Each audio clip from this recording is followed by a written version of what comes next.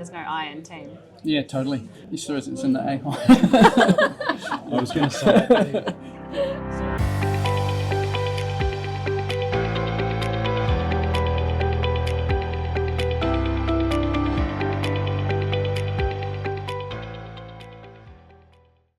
Kia ora koutou, welcome to episode 2 of Between Two Firms. Between Two Firms? Yes. Bob Burnett Architecture, Dan Saunders Construction. Yeah, so each week we're going to talk about the superhome movement and also have a guest. So this week we've got a special guest, which we will introduce shortly. Where's she flown in from? All will be revealed shortly, but just to recap, so I think episode 1 last week we sort of briefly mentioned where we were, but not really. So we're here at Moon Underwater, which is opposite the site at 135 Summerfield Street, and where we're doing our zero carbon superhome project, Ngā Whare Parara. So I think Moon Underwater is 152, where 13. 135. Yeah, what are we? We're on the corner right now, but 135 is across the road. 135, yeah, and across the road. And so this is 132. Yeah, anyway, so it's going to be quite dangerous having our favourite pub across the road from our office once that job's finished. So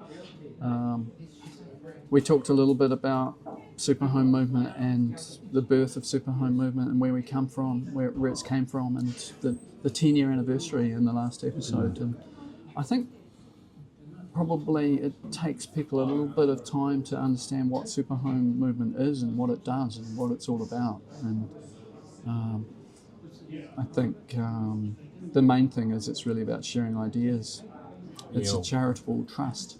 We touched on the fact that people are actually now, as they're getting more idea about it, they're actually discovering what they can do to build their houses better. And then, like I said, we talked about the people in Timaru that have actually put a stop on their build to refocus and learn about how they can build it much better than what they thought they were doing well, but just to go another step further. Yeah, that's a good example. And then the other people, there's another couple in Timaru who built a superhome, and we found out about it after the fact, and people that we haven't actually probably met that have learnt about how to build better and through the superhome movement. So I really like that when we're having this impact that goes beyond our direct contacts and influencing the community to build better, which is really important. I think we talk about the idea of doing it for the greater good and just helping lift the bottom level, lift the standard, because the building code is not good enough.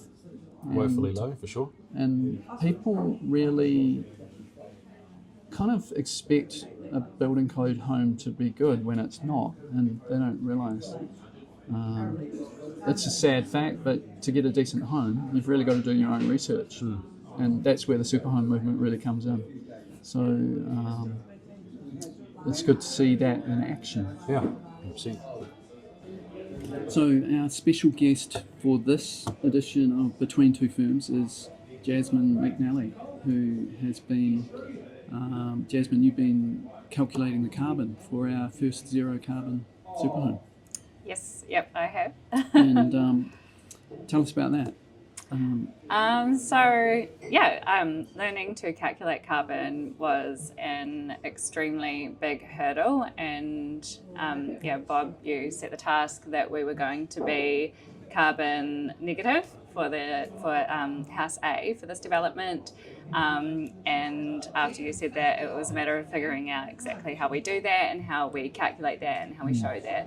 So first of all, what does that mean? Carbon negative? I mean, people talk about carbon positive, carbon negative, carbon neutral. Less carbon. Yeah. Carbon sequestering, carbon embodied carbon. Yeah, there's all these terms. And so sometimes it's confusing, isn't it? Because you've got zero energy and energy positive. Yes. The whole thing is very confusing. Yeah, that's actually, we started out calling it carbon negative, and then we decided we'll call it zero carbon because we just thought maybe that's easier for people to understand. But, Yeah, so so it's about balancing the embodied carbon. So that's about the carbon that goes into the build itself, including the manufacturing and transport of the materials, and it also takes into account the demolition at the end of the building's life.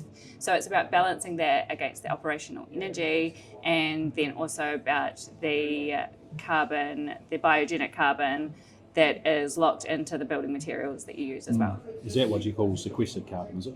Yes, as I understand. Yeah, and you said balancing, and I think so much about designing and building buildings is balancing. It's sort of trade-offs. Definitely.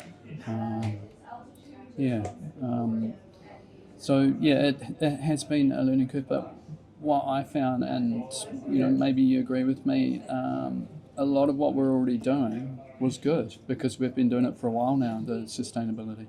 Yes, yeah, definitely. I think in the beginning it was like, how do we do this? What materials do we use? What are the building build-ups? What are the strategies? What does the actual construction look like? But along the way, I think we really just found that a lot of what we were doing was really good.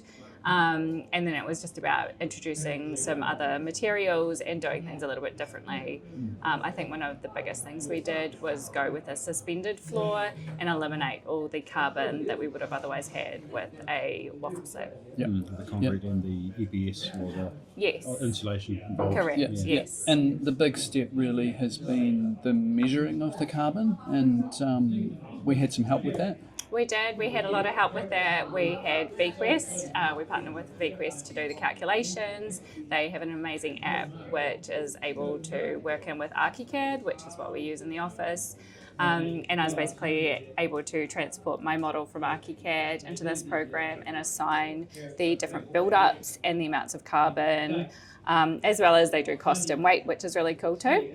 And then just immediately see how much carbon was across the build and then change things out and make changes if we needed them. But ultimately we didn't need to make too many changes in the end, which is really cool. Yeah, so I don't know about you guys, but from what I've seen, a lot of the talk about carbon, and particularly embodied carbon, which is different to the operational carbon, which is really the energy used.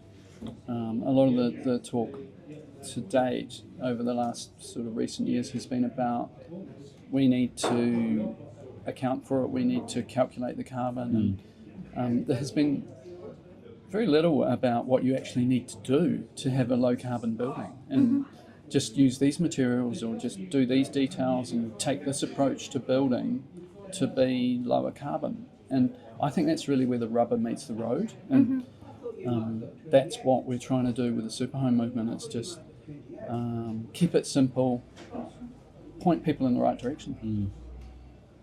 Yeah, so with the carbon, the app that you were using, how easy is it to, I guess the first time around you're doing a lot of data entry, right?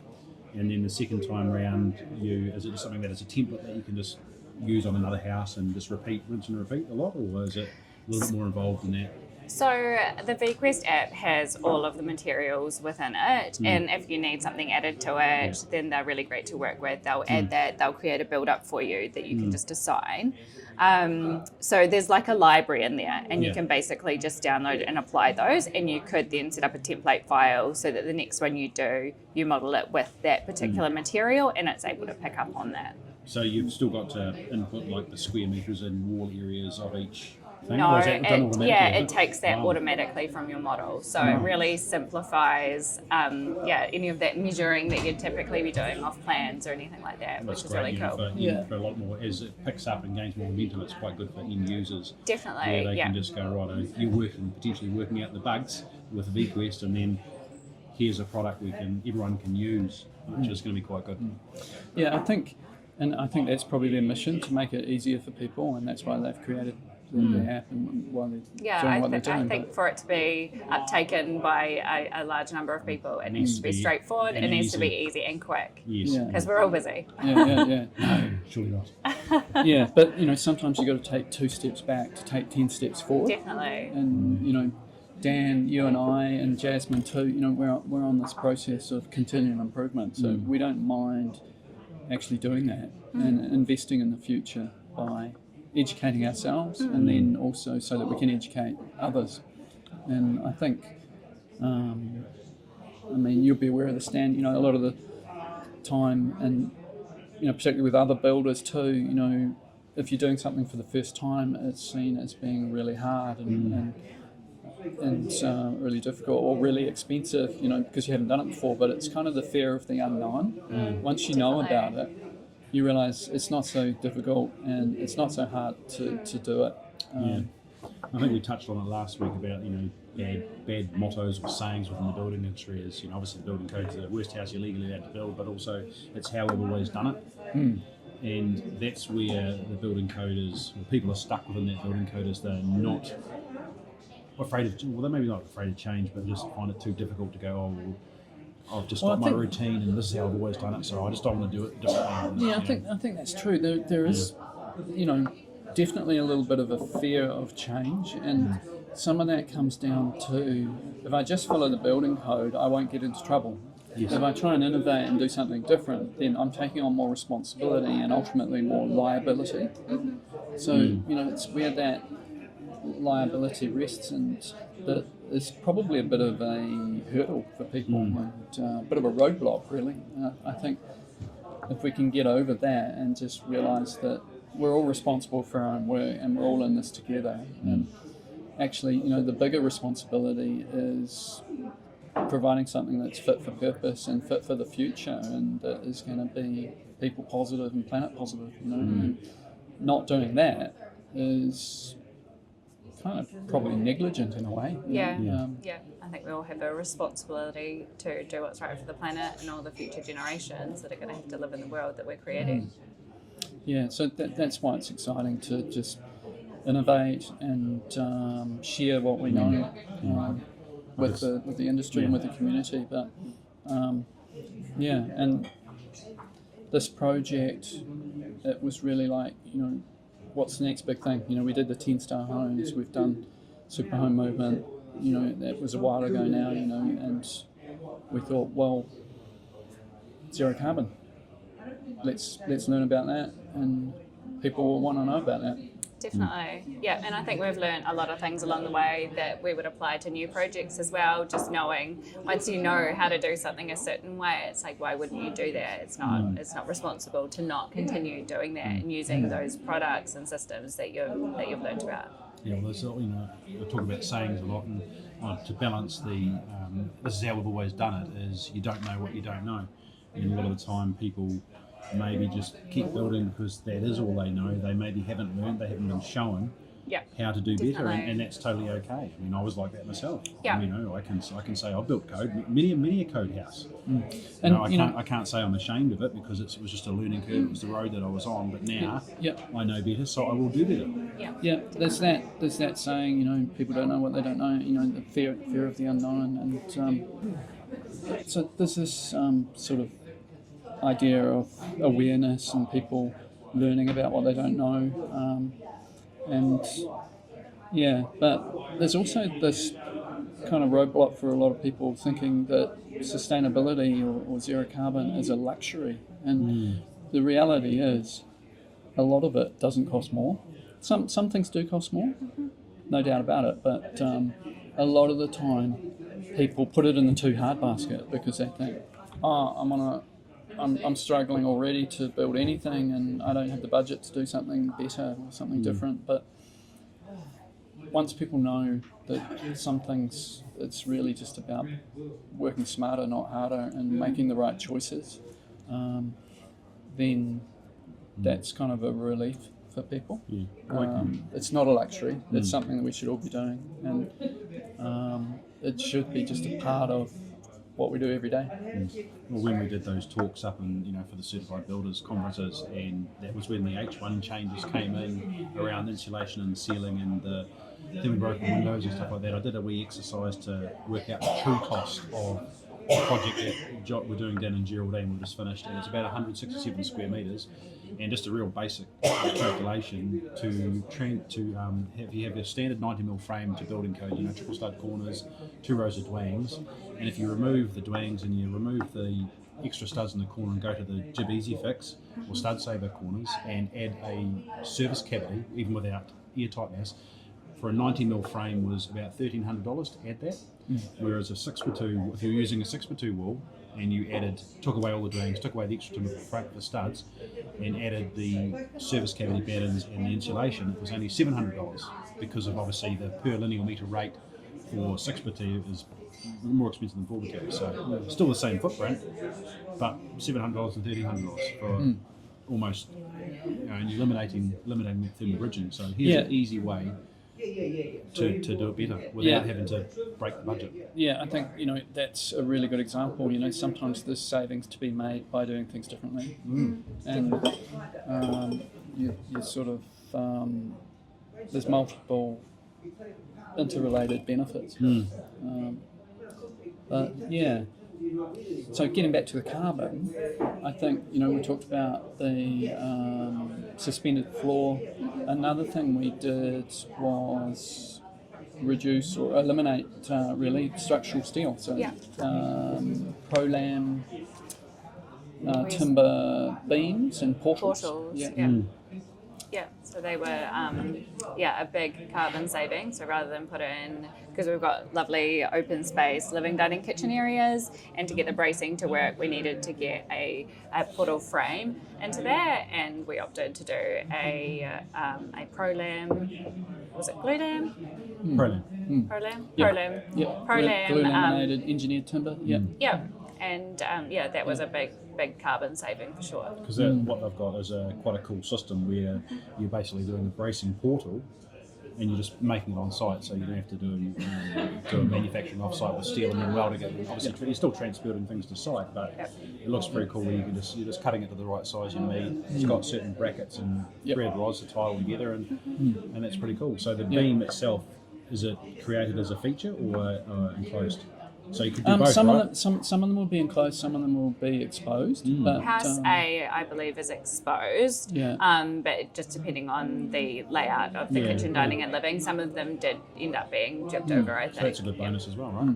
Yeah. And the other aspect with that is we're reducing the thermal bridging. So steel is not great. Well, it's actually quite bad in terms of the thermal conductivity. So if we can use timber, we are reducing that thermal bridging, which is important for our energy efficiency. Yeah, because that's what also brings down our operational energy, which comes into the carbon side of things as well. If you have a high operational energy, then your carbon footprint goes up. So So we're sort of killing two birds with one stone there. We're dealing to the operational as well as the embodied. So, if you were doing, like, for a comparison for the people listening, so if you were doing I don't want to put you on the spot here, but maybe I am, a comparison between a steel portal and a timber portal, how is that measured? Is it measured in kilograms of carbon or? Your timber is always going to end up being negative because of that. Sequestering, because of the carbon that's locked into that. So it's carbon negative, whereas steel is that's gonna cost you a lot of carbon. A lot. I couldn't tell you off the top of my head. That's right. But one is carbon negative and the other is not. So and you've really got to look into the details and look at the EPDs, the environmental product declarations. Definitely. Which that in itself was a bit of a challenge. Do you want to talk about that? Yeah. So. Now, in order to understand how much carbon is in a product, manufacturers and suppliers are having to supply an EPD, which is an environmental product declaration, which basically goes into detail about the manufacturing and transport, so where a product is coming from, how it's made, and how much carbon is involved in that process.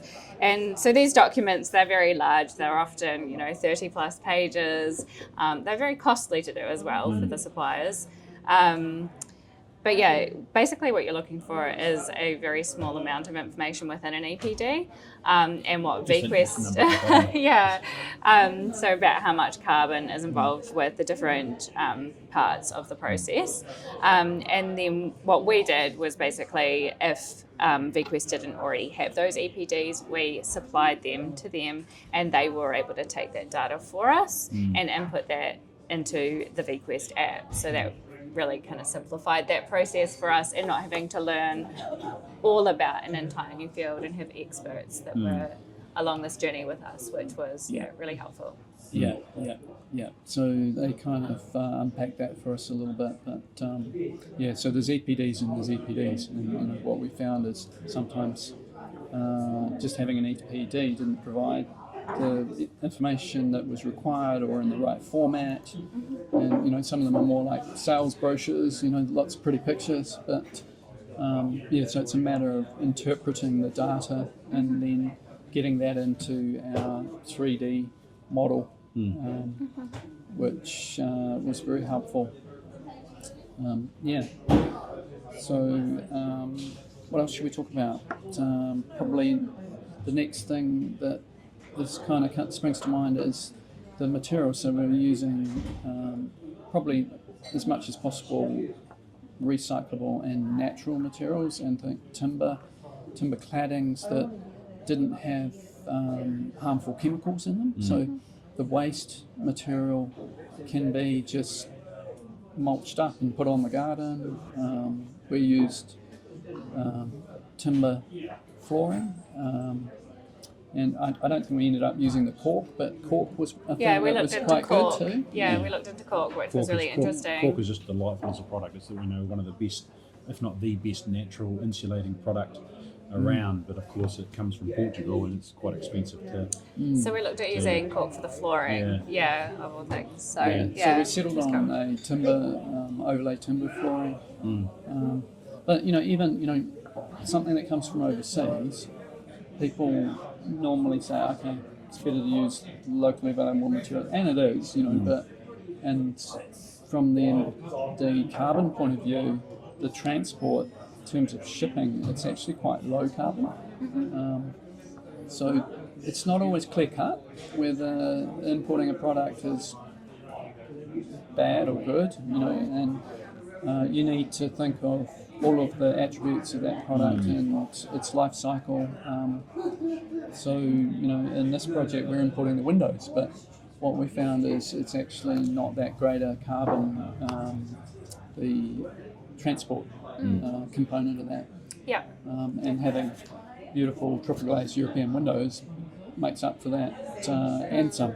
Definitely, yeah. So we're again improving the thermal performance and offsetting the operational demand of the buildings. I was just going to go back a quick. I meant to ask you before the removal of the existing villa. Obviously, it wasn't demolished and trashed into Cape Valley, and it got relocated off-site. Did that account into any part of the carbon, or was it just basically from ground up the new? Yes, that's correct. Okay. Yeah, so we weren't able to take that into consideration. Which is still benefiting you, right? Absolutely. So rather than we the results showed that we were carbon negative, Yes. Which was really awesome. But then when you consider the other things that were Which actually was really positive. which is really positive. But then when you consider the other things that we did on this journey that aren't even able to be taken into consideration, then it's like really carbon negative. So landscaping is another thing that wasn't factored into the method of calculation. So, there was a lot of things that we just thought, it's crazy that they're not in there, like kitchen joinery, and there was all these things that were sort of exempt or just not. Things that just weren't factored in, and we just thought, well, you didn't have to include them. but we thought we want to do everything we can. We don't want to just do what we have to for the let's calculation. choose everything possible under the sun. If it's carbon negative, we want it. That's our option. And I guess that's just how we roll. We don't stop because it's the minimum. We want to do the best we can. Yeah, the journey definitely became quite exciting as we found new materials, and we were like, that's really cool, let's include that as carbon negative. One of my favourite ones is the marmoleum, which is a linoleum flooring, and the one that we're using has a cocoa husk in it, and you can actually see the cocoa. Can you say that again? It's hard to say. Marmoleum. Marmoleum. and it's a linoleum product, So and it has so cocoa they're 3 husk in times it. fast. Yeah, no, Linoleum. I'm not saying that. Yeah. Because they come in quite big sheets, right? They do, yeah. So it is like a lino product, and it is a sheet product, but the texture from this product and even the smell of it, it's like, yeah, it's really cool. Nice. Really You can abbreviate that to Marmo. Marmo, yeah. But it is cool to see things made from natural materials becoming more Definitely. available, and I think it's the way of the future. Less processed, more natural, and then hand in hand, that's inherently going to be more recyclable too in most cases. Well, it's a shame that New Zealand is prime to be a good stockist or a manufacturer. Of course, it takes a lot to set up a factory of timber fiberboard, because we've got so much slag, which is all the offcuts of the forestry that gets left in a pile, and some of it gets washed down in a flood and stuff like that. So all of that could be just used and chipped up and made into timber fiberboard. I don't know why we're not. So I mean, that's one thing that would be really good to have locally available, made locally, so that it's available here. Because I'll just make a note. Start timber fiberboard factory. can you Next just side hustle. can you just tack on another factory next to the eco panel factory? I've got some spare time on my hands. But that stuff is really everywhere in Europe and other parts of the planet. And it's a lot cheaper, because it becomes quite expensive in New Zealand, just because it's new and different, and probably the transport cost is the thing. I think awareness, education, and demand will slowly drive things in a more carbon negative, positive direction. A lot of times when things are new, they're more expensive, and when they become more common, they become cheaper, which kind of makes sense. I was doing some rough calculations of some of the smaller, more affordable houses we've been doing. Still probably you've got base bed at best with a super home design certification process, but the ones that are sitting in better are not that far, not much more ahead of standard building code pricing. Standard building codes are upwards of almost sitting around $3,000 a square now.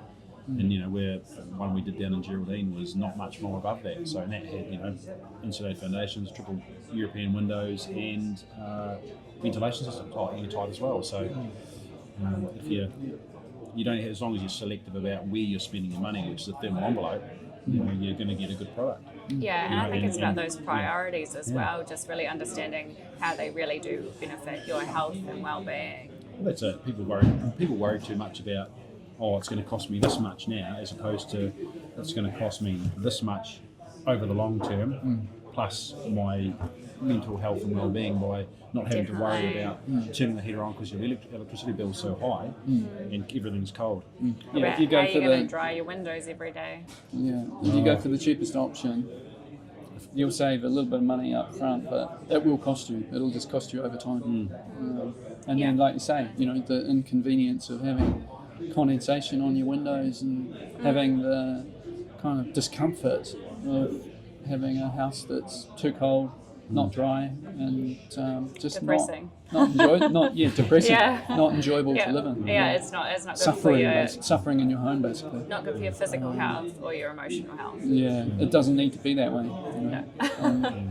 I remember the first house that I built in the mid-90s for myself. We had, it was single glaze. The double glaze was around, but it wasn't used so much. Had EPS on the outside with plaster, and we also had one of those open gas fires that I don't know if that's illegal now, but I think it's selling anymore. We used to have that running as well, and we were scooping up. Didn't know what I didn't know, of course. Obviously, there's carbon monoxide being produced from the gas fire.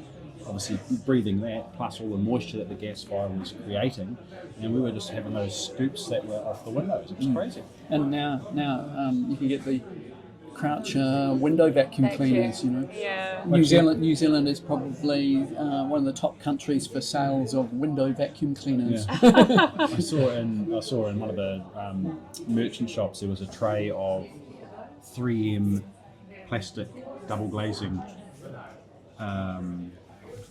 Film. That you in a box you can. Right, really? Yeah.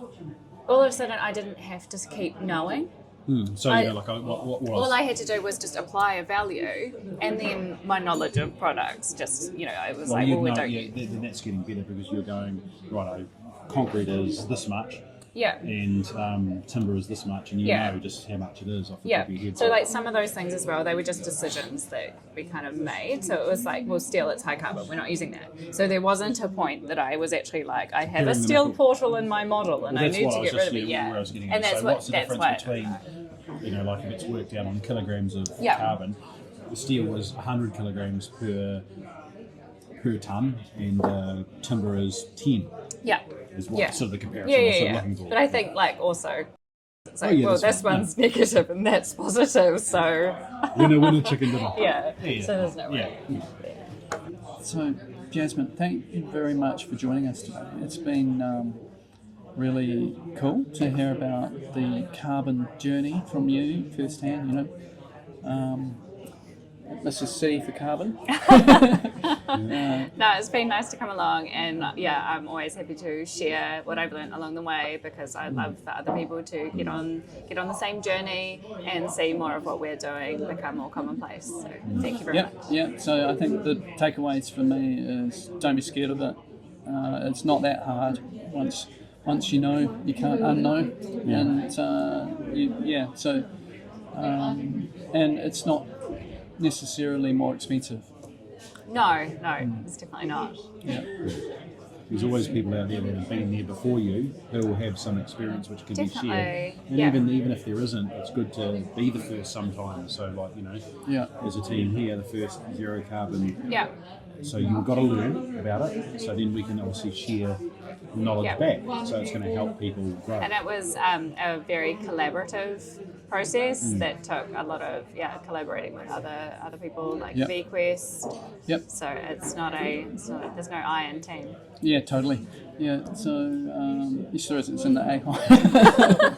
I was going to say. So thanks, Jasmine, and thanks to VQuest too. It's been a very interesting, great journey. Very much. Thank you. Yeah, so that was very enlightening talking to Jasmine about the carbon, and she's so right. It's about the team approach, and she probably kind of obviously knows more about it than me because she's been at the bleeding edge. The coal face? Yeah. With all that carbon? At the coal face. See what you did with that. At the coal face with the carbon. Yeah. And so really good to have her join us today as a guest. And I think, I forgot to ask her about this, but maybe this is for another episode. We'll talk about energy modelling and just understanding how you can predict the energy use, and then also monitoring is another thing too, and just how we can use the data to design better and analyse how our designs are performing, which is another thing that Jasmine's been very involved in Bob Burnett Architecture. And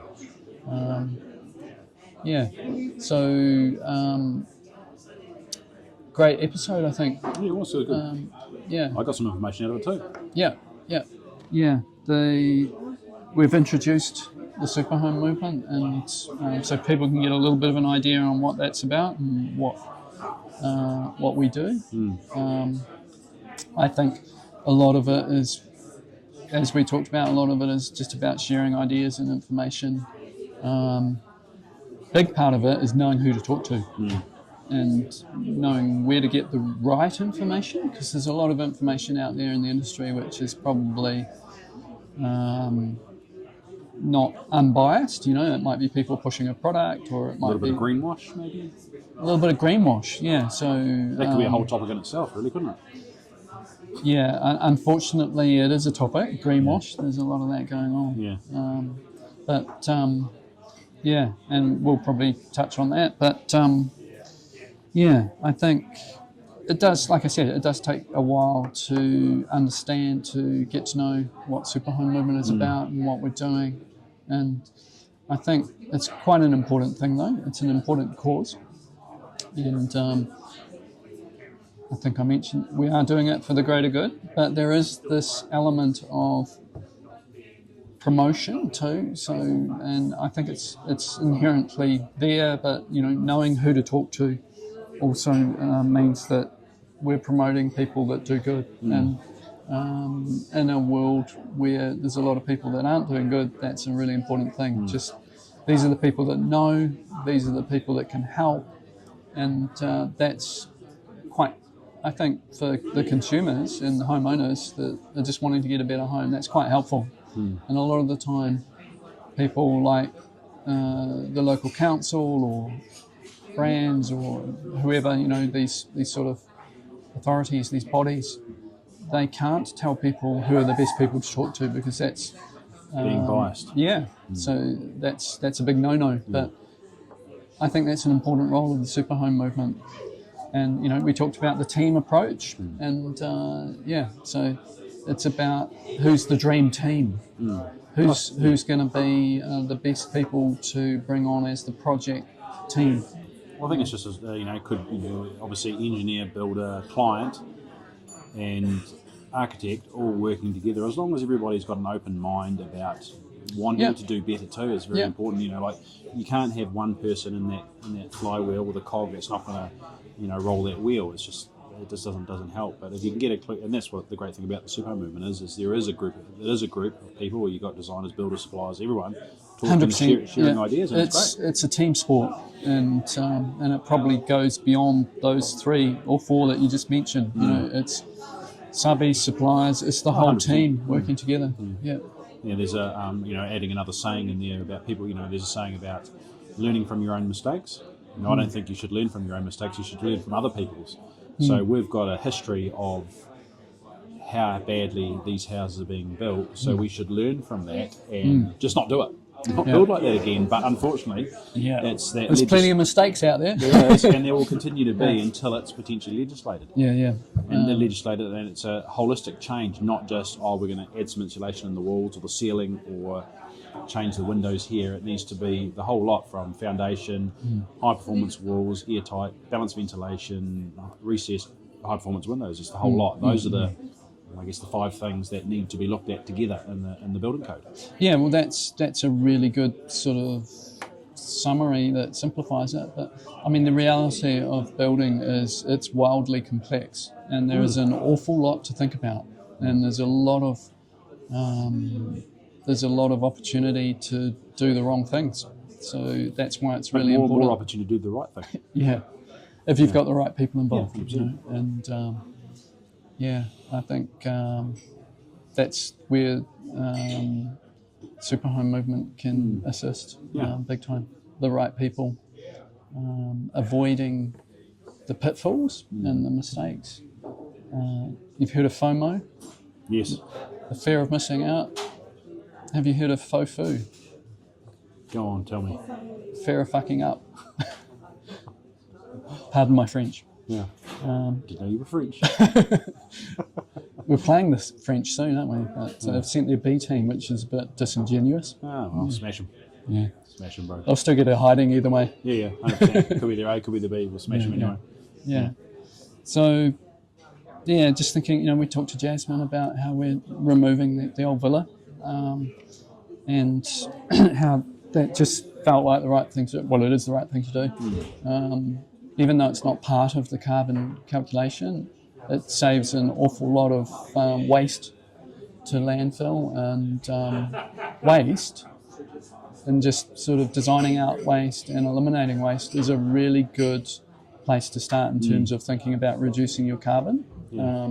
Because at the end of the day, everything you waste, first of all, it's something that you've purchased and you're then throwing it away, so you're wasting money, but it's also creating a big burden by just sending so much waste to landfill. And then there's, the embodied energy of what was manufactured and then thrown away. That's just completely bonkers. Well, I got, there must be about 30 or 40 pallets of concrete pavers that were pulled up from the We'll villa. use some of those. I think I know where we can use some of those. Yeah. So instead of just getting rid of burying those, it somewhere, we've which recycled the pavers. which has got a lot of embodied carbon in it, and the manufacture of those, which can be then reused, or people want to Yeah. You know, who can't afford a concrete driveway? I but they think can lay some pavers there in. was almost 6,000 pavers there that I got my young boys to help pick up.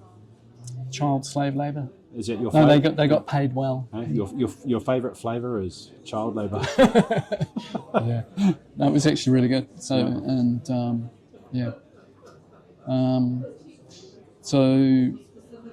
I think it's probably this whole project. They used to live in the house,